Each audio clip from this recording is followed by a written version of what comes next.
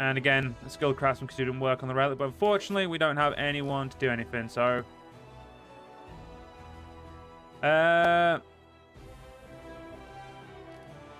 Okay. Come out of that.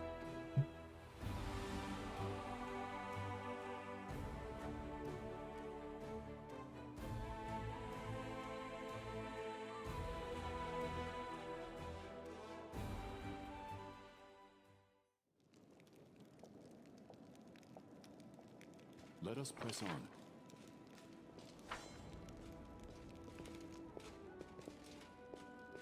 This looks much nicer now it's been cleared up.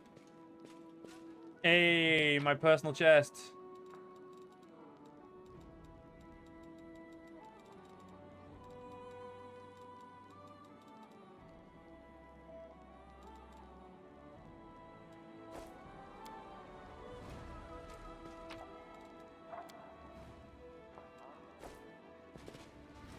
We march ahead.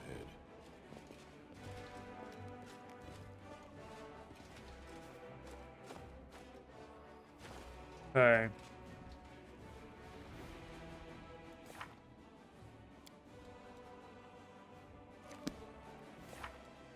Okay, so let's talk to Nevia. Look at his hi. What do you think of my new powers? Nevia looks at you with a tinge of embarrassment. Don't take this the wrong way. I'm not brown-nosing here. But you were the commander of the crusade the crusade needed. Righteous, good, and with justice in their heart. Sometimes you look at these high and mighty true believers, and their perfectness makes you want to throw up. But I don't get that from you. I jumped the jaws of a demon for you. Did you find anything about where Minago is now? Nevia shakes her head sharply. Nope. Zero. Zilch. A whole lot of nothing. The scum melted into thin air. Soldiers saw her jump out the window, run through the square in the front of the citadel, and suddenly disappear. I haven't heard anything from her since. I don't like it. I'm telling you this is bad. First of all, her kind will just give up. If we can't see her, it means she's setting a trap for us somewhere we don't expect. I mean, it'd be great if the Demon Lord just gobbled her up for all her failures, but I think that's too much to hope for. Well, I'm pure of heart, Joe. Always knew it. I always knew it as well, mate. I always knew I was pure of heart. But that's not the worst part. We have a more interesting question, you know? I wonder how she teleported from the city. If by that time you'd already hung the banner, the soldiers are saying it probably wasn't in full force by then. But you and I both know that's Stross. She wasn't supposed to be able to teleport, but she did. The question is how. Have figured out how the demons have been sneaking up on us? Anivia answers with scarcely concealed irritation. No dice. Our scouts crawled over the area, down every hole. Nothing. The grey road was completely empty, and then, bam, a whole army popped up like Jack-in-the-Box. Mona leaders had a few scouts who didn't come back from the gorges to the southwest, but we found no sign of secret paths or underground passageways, and definitely no route we can use to quietly move a large force through. By feeling in my gut, there's some evil scum out there. We just have to look harder. Of course, I could send some more scouts, but they might just disappear like the first ones. Why don't you go out there yourself and find out what's what? I'll have to go. All right. Watch yourself now. We've got a new event for Lost Scouts.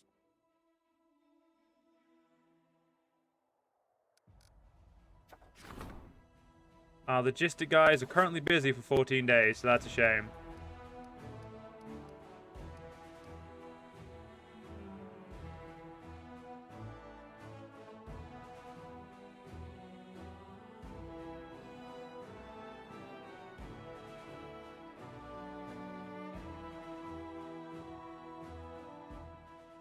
To be honest though, James, it's really hard being this pure of heart.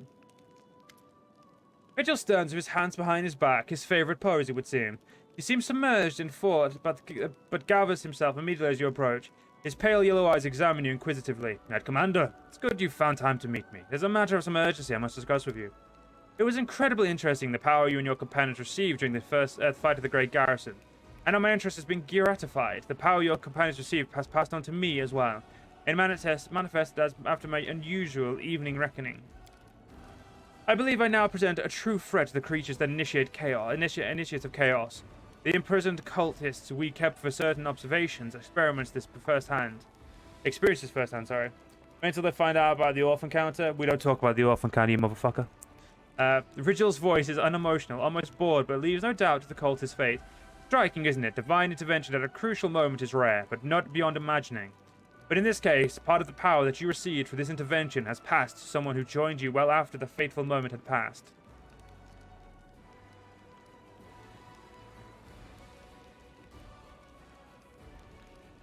Whatever the nature of this power, it will help us in our mission, and that's good. Sensible pragmatism. One must always be pragmatic. In any case, this is shallow philosophizing. You must have some questions for me. Thank you for speaking with me. Until next time. I really didn't have anything. I'm trying to make... How do I fucking form my council? Do I need to leave the fucking city to do it? Erebeth. Hail, Commander. Erebeth's eyes are vacant. Her thoughts are clearly somewhere far away. Seeing you, she snaps to attention. We need to talk about what happened during the attack on Dresden. Erebeth nods curtly. Yes, I was shamefully faint-hearted. Praise Armade, it didn't affect the course of the battle. Still, my behavior was unworthy of a knight, even less a commander. Under the circumstances, leaving my position would be a tantamount to desertion. Still, as your advisor, I strongly recommend you release me from my position as head of the order and strip me of my knighthood, and send me to serve in the condemned.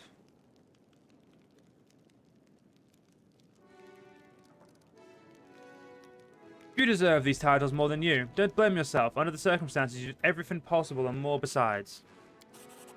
Thank you, Commander. The gratitude in Erebeth's voice is sincere. A spark of enthusiasm appears in her eyes, which has grown dull over recent weeks.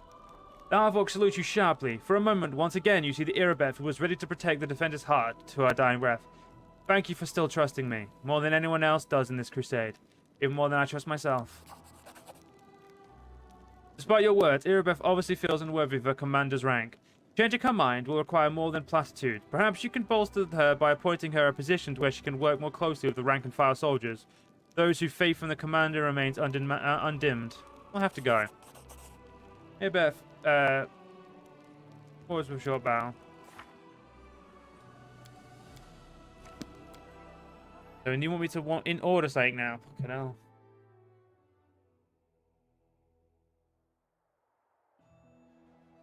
Other. Okay, you know what? Let's skip a day. Okay. Those two are done.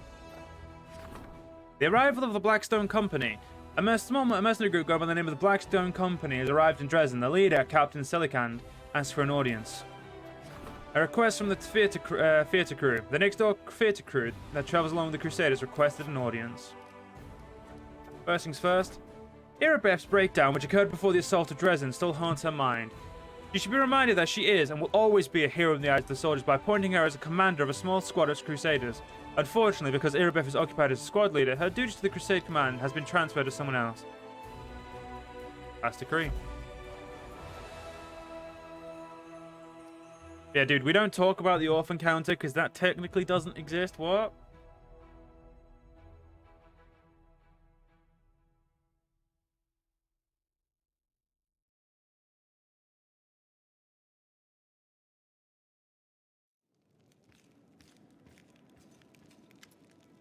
Before you stand a tall, fit man, whose dark hair is already tinged with grey.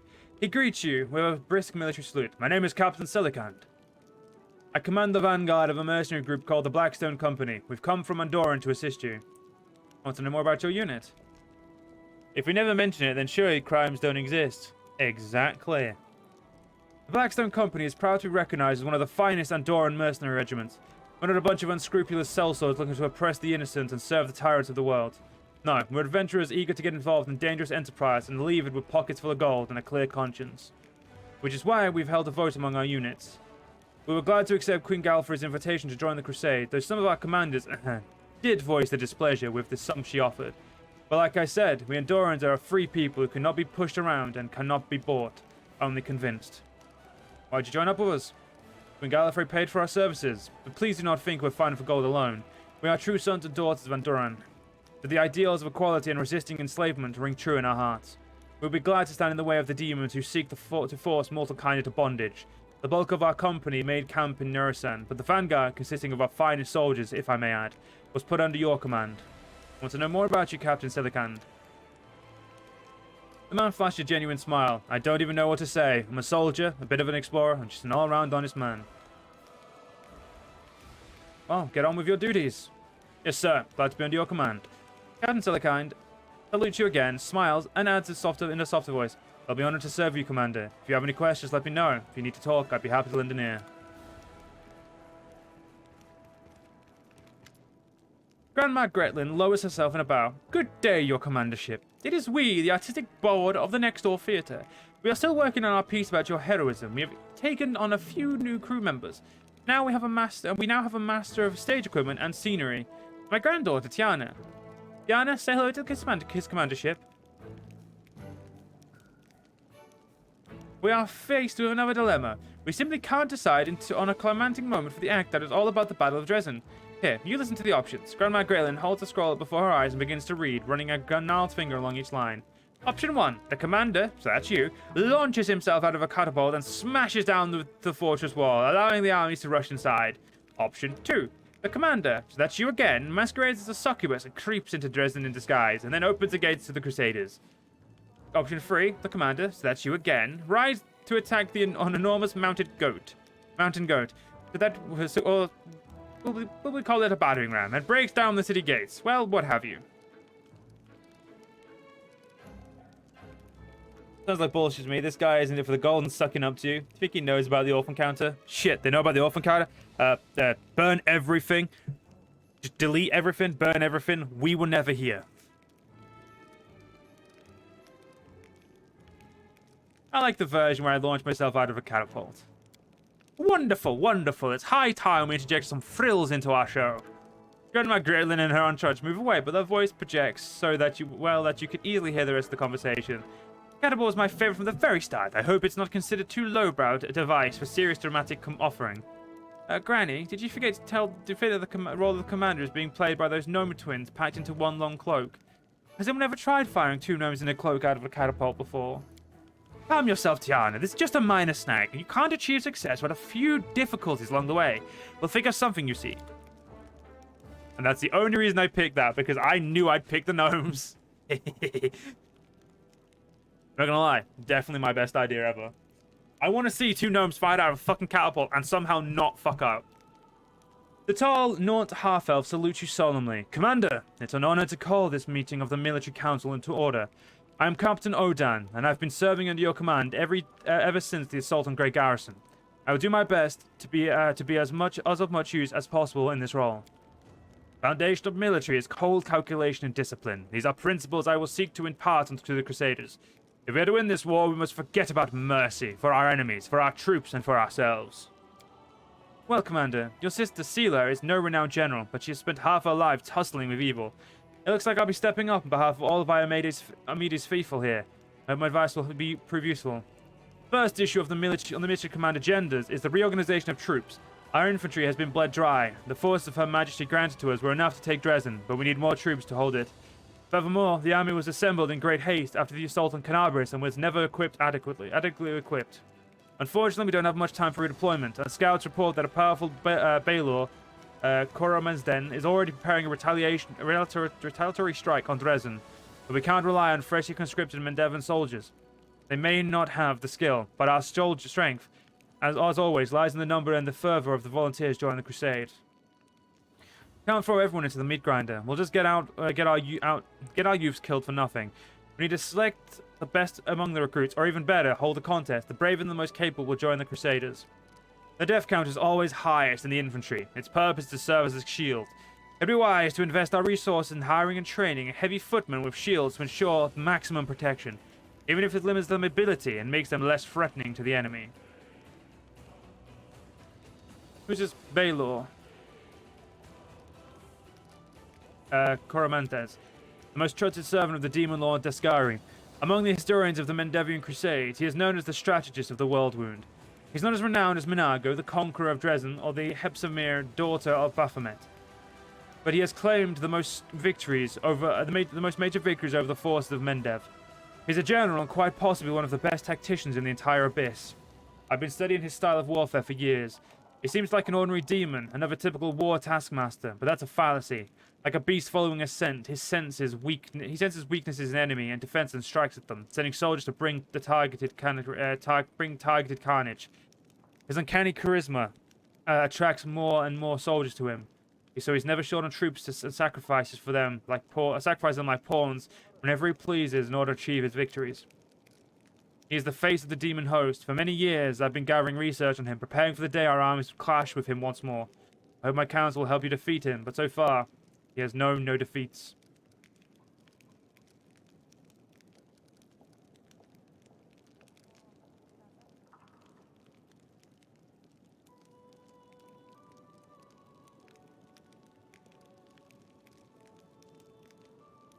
I want to hear the opinions of my advisors.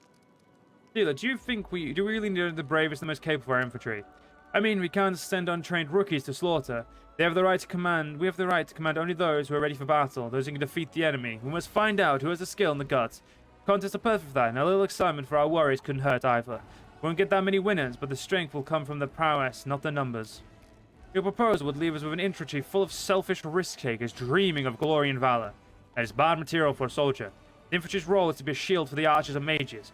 All they're required to do is follow orders and hold the line, unto victory or death. Ambitious loners cherry-picked through the contest of skill are not fit to perform this duty. Gil, why do you insist on shield bearers? The infantry is a meat shield intended to catch the blade of the opposing army in his flesh. The shield must be reliable. This is why all that's required of it. This is why I would like to see well-armored shield bearers as our foot soldiers.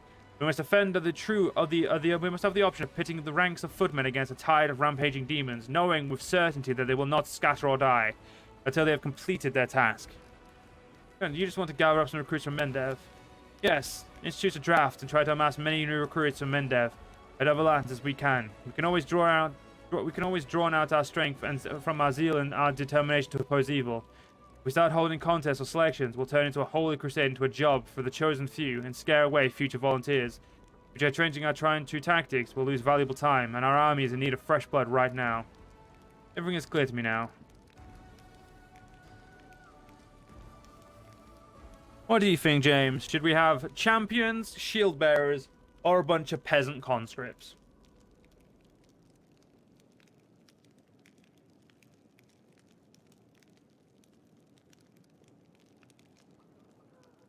Champions they have less hit points than footmen. They get flat-footed less easy. They have less AC, but they hit a lot better. The shield bearers have fuck tons of health, hit slightly less than footmen. But they have much better. Well, they have less AC technically, which is weird, but they have a shit ton of health. And the conscripted are just shit, and they're just basically footmen, but a little better. Do you think champions? You think going for the good and righteous footmen is what you want? Because shield bearers are probably the meta move, but champions are the most Celt. Oh, you want me to put a bit of Celt into this? Is that what you want? You want me to put a bit of a like Irish twang on it? Sorry, a Celtic twang. You know what, James? For you, my dude, I'll do that. We'll hold contests and select the most proficient warriors. A cheeky smile blossoms on Seela's face. You know, I think I might hit the arena once or twice myself to test the rookies. It'll be a nice warm-up. Well done, salute you formally. Thank you for your time, Commander. When the reforms are finished and the ranks of the infantry replenished, I will assemble the military council to discuss new decisions. Anglo, to be fair, before the Romans turned you all into civilized people. That's true. A sharp-looking kitsune gives you a quick, business-like bow. Commander, the battles before us are urgent, so let's not stand in ceremony. I am Lady Konamoi, the official attaché from Nerosan. Here are my credentials. He presents a scroll adorned with Gallifrey seal. Her Majesty has instructed me to lead you to our headquarters diplomatic council. Honestly, I was surprised when Lady Konomi asked me to join this council, but I will do my best to fill the shoes of a trained diplomat. Yeah, strange. I got invited to the council too. I'm sure foreign ambassadors will be thrilled to see my face and my manners. Lady Konomi, you haven't mistaken me for some other Crusader land, have you? I, like many nobles, have been trained in diplomacy, and in fact, I hold the title of Royal Emissary. It is passed down the Arundel line. I must say that prior to this day, I employed my diplomatic skills solely to undermine Mendev's international reputation. It is time to break that habit. I imagine preventing international scandals will be just as interesting as causing them. Who knows, I might even enjoy it. What's the diplomatic council? Why do I need it? Solve matters of politics, of course. The Crusade is more than just the battles and sieges. It is the largest military project in all of Avistan, funded by the treasuries of more than a dozen major powers. And each one of those powers, in addition, seeking victory over the demons, also pursues its own agenda. The Diplomatic Council will manage this tangle of political interest and prevent the Crusade from losing the favor of influential benefactors, and while we're at it, ensure that Neresan remains satisfied with the state of affairs. After all, for the last 100 years, the entity of Mendevian politics has revolved around the Crusade in some shape or form. This is why the capital has sent me here, to observe, offer suggestions, and keep the diplomatic situation under control. I see you've been sent to keep an eye on me. Whatever you gave you that idea, Commander. I'm not an overseer, I'm your loyal advisor. I do not intend to meddle in the way you run things, that just consult with you in cases where the price of error is too high. Put your trust in me and we'll get along swimmingly. After all, none of us here want to see Chelix and Druma at each other's throats, trying to settle their dispute by using their influence on us as political leverage. Am I wrong? And I doubt you would like it if we made enemies in the ranks of Neresan nobility who would attempt to undermine your war effort. This won't happen as long as you trust my experience. Tell me about the Royal Council. What is it? The Royal Council operates under Her Majesty, is the highest governing body in Mendev, and comprises her most able and trusted servants. It is also responsible for the day-to-day matters of state. They're the hands of the voice of the Queen. The Council has gathered people from all walks of life. Some of them are noble, but many more are citizens of humble origins who entered their position through their wit. Many are rich, but a fair number of them are more of humble means. Some are pious and pure of heart, like Lord Inquisitor Kasori and Captain Jasper of the Crusader Heralds. Others are more flexible and ambitious, but each of them faithfully serves Mendev's cause. I have a question about the composition of this council. Do you find someone's presence surprising? Why did you choose land to join the council? We diplomats like this call this trick Mysterious Garandu Prince. During negotiations, it's always useful to have on your side a representative of some obscure but potentially populous and powerful nation. Without knowing what they're up against somehow and how many mongrels there are, our diplomatic partners will contend with this dark horse. So Mr. Lan will be our mongrel prince. If we're negotiating with foreign ambassadors and I make this sign, Lady Konomi crosses her fingers in an intricate gesture, you immediately start talking about how offensive the proposition is to the mongrel people. Do we have a deal, Mr. Lan? Lan scoffs and glowers at Lady Konomi. I suspect that the word diplomat was synonymous with fraud. But I thought you would be deceiving me, not deceiving others with my help. No, that's not an option. I can represent the mongrels in negotiations. But I'm not going to lie through my teeth. Tell me about yourself, Lady Konomi. Who are you? Lady Konomi lowers her eyes in a show of modesty. It's unbecoming of a diplomat to talk by themselves at length. How might we refuse you? I come from Tianxia, from a noble kitsune. Like any kitsune, I've always been curious to a fault, and my adventures brought me to Avistan, and here, in your lands, I met my first and true love, politics. I served as a diplomat in the court of 6 different sovereigns, but working for Her Majesty turned out to be the most interesting of all. Riveting webs of intrigue and interest are spun around the crusades of the Worldwound. My friend's clear to me now. In any case, why don't you discuss our first diplomatic issues? What's on the Council's agenda today? I hate to say it, Commander, but not everyone in Neresan is pleased with your progress. Some believe that, to use their words, you are out of control and fancy yourself an independent leader. It wouldn't surprise me if you encountered supply distributions in the near future. I would suggest quelling their anger. Show the capital you haven't forgotten about the chain of command. For example, you could hold a parade in honor of Her Majesty. If we need to demonstrate that we're keeping Neresan in mind, why don't we invite the capital's high priest to Dresden for a religious festival? It'd be appropriate, and the church support will shield us from the accusations of schemers. Pander to the naysayers? I think not. I propose we hold a parade in your honor, Samael. This is your victory, and if Cousin Galfrey wants to show off in front of the soldiers, she's welcome to capture something on her own. Lan eyes with a flash of anger. Are they out of their mind? We've got a whole of Dresden full of soldiers who need medicine, food, and weapons. Until everyone has been taken care of, we can't waste a single coin on pointless celebrations.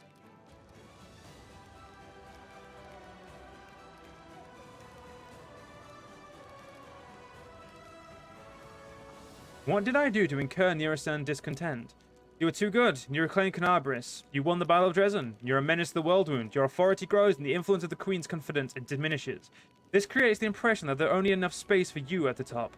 The members of the Royal Council are afraid that you will muscle them out of the political arena altogether. After all, if you're doing so well, maybe Her Majesty doesn't need them that much. Therefore, they might try to discredit you, impede your war effort, or reduce the scale of your victories. Make some concessions and they'll see that you're open to negotiations. Then, spend the funds we need to help those in need. It's more important than any parades. A moment, Commander. I understand that you're used to being the highest for authority in matters. Political decisions are an exception. I'm a professional in this field. You are not. By ignoring my recommendations, you are not only deliberately seeking conflict with the capital, but disregarding common sense as well. I urge you to reconsider.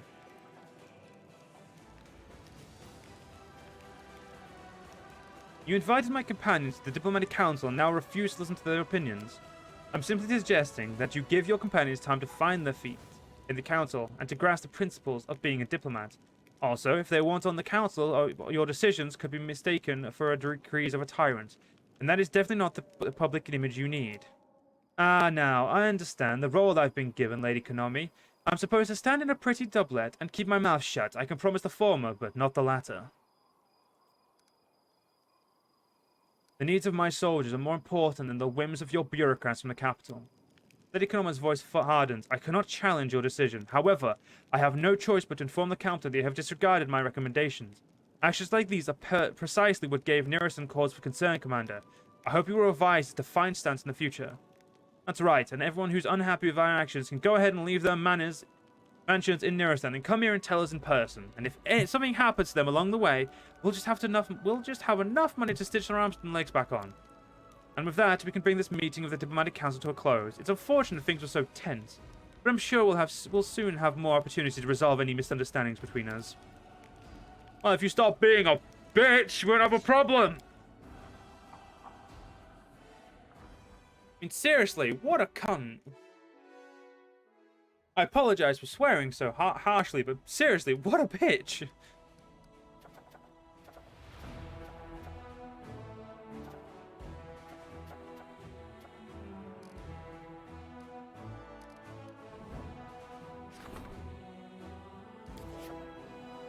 Okay, I'm gonna take the greatest folly of civilization, bureaucracy. Indeed. Seriously, if they have a problem, they can come and fight my mighty angelicness. A fucking angel. I don't care about your boring politics. I have a fucking really cool halo. You don't. I win. You lose. It's how simple it is. Oh, don't make me walk all the way outside, game. Don't do this to me. It's not doing it to me. Fuck yeah. I just want to go to the area exit. We will level them up later.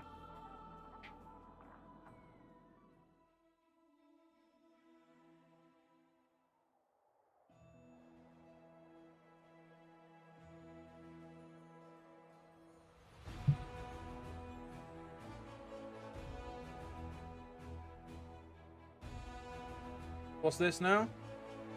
Okay, so we haven't won a victory in a while. Well, that's true.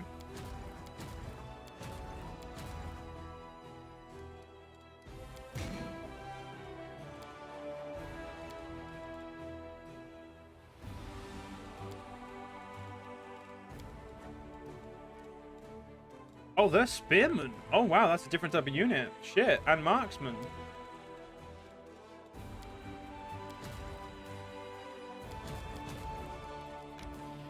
Let's march our actual army into Dresden. Let's be real, the real power is in the hands of the general that the men are loyal to, not some pompous cunt lord in the capital. You are not even wrong. I mean, didn't the Romans teach us anything? Mounted scouts, you can stay where you are for now. Oh my god, we got pallies. I wish I could put those in this army. Can't put those in the army either. Right, so Dresden, lads.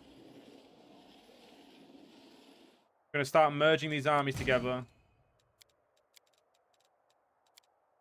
Yeah, those two okay, so we're gonna actually replace the shield. We're gonna replace the rangers with the marksman. Keep those two together.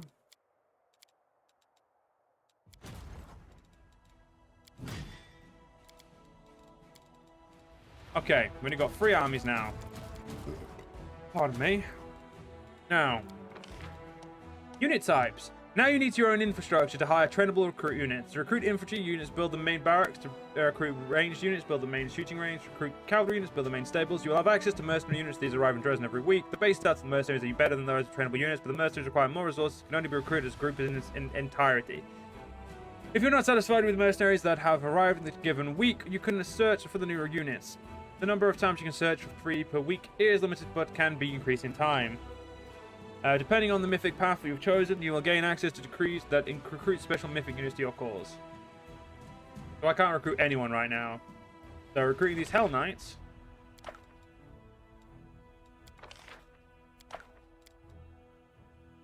To army number 1. And recruit those. This army is now much better. Yep, this army is much better because all the armies have gone green. You'd say over time, over 60 generals claimed they were the Emperor of Rome. Definitely proves that point. Yep, that's... I think that it gets to the point, if you look at Rome and you realize that in Rome, the majority of the emperors of the late Roman Empire, from like... from